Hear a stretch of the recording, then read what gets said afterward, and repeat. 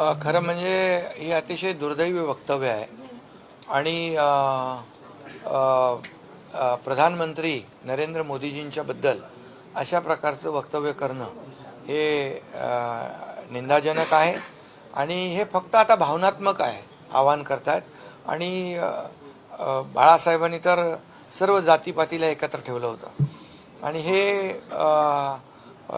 हिंदुत्वामध्येच फूट पाडण्याचा प्रयत्न करतायत। आज या ठिकाणी गुजराती मराठी असतील हे सर्व हिंदू आहेत। मराठी कोण आहे? हिंदू आहे। गुजराती कोण आहे? हिंदू आहे। पण मला तर एवढंच सांगायचं आहे की यामध्ये अशा प्रकारचं भावनिक राजकारण करण्यापेक्षा विकासाचं राजकारण करा ना। एक तरी विकासाचं काम तुम्ही दाखवा। मुंबई मराठी माणसापासून तोडणार, मुंबई महाराष्ट्रापासून तोडणार, हे गेल्या अनेक वर्षाची घिसीपिटी आम्ही कॅसेट ऐकतोय। पण लोकांना आज माहीत आहे, लोक सुज्ञ आहेत की निवडणुका आल्या की मराठी माणूस आठवतो।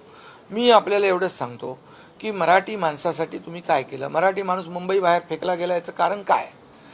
गुजराती मारवाडी यांच्याबद्दल जे बोलतात त्यांचे पैसे तुम्हाला चालतात, त्यांचं कॉन्ट्रॅक्ट तुम्हाला चालतं। मराठी एकतरी कॉन्ट्रॅक्टर कधी भेटला तुम्हाला? दिसला?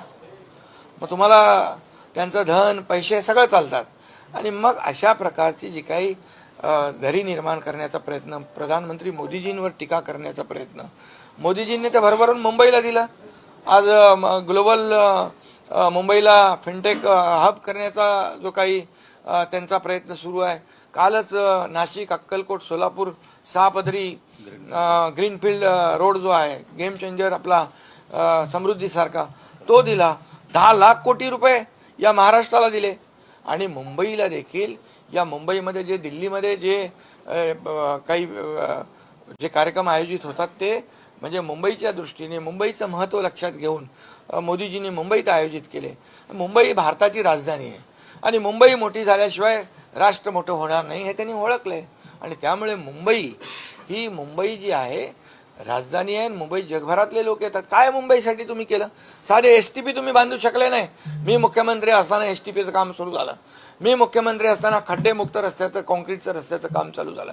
मेट्रोला तुम्ही स्टे दिला। काय केलं तुम्ही? तुम्ही एक तरी काम दाखवा। ओसीचं 20,000 इमारतींना ओसी आम्ही महायुतीने दिल्या। माझ्या नगरविकास विभागाच्या, गृहनिर्माण विभागाच्या माध्यमातून पगडीमुक्त मुंबई करण्याचं धोरण आम्ही घेतलं। रिडेव्हलपमेंटचे आम्ही घेतले, क्लस्टरचे निर्णय घेतले, बंद पडलेले मेट्रो आम्ही सुरू केले। काय एक तरी काम सांगा। मुंबईकर तुमच्यामुळे मुंबई बाहेर फेकला गेलाय। त्या मुंबईकराला आम्ही परत या मुंबईमध्ये आणण्याचा प्रयत्न आमचा आहे।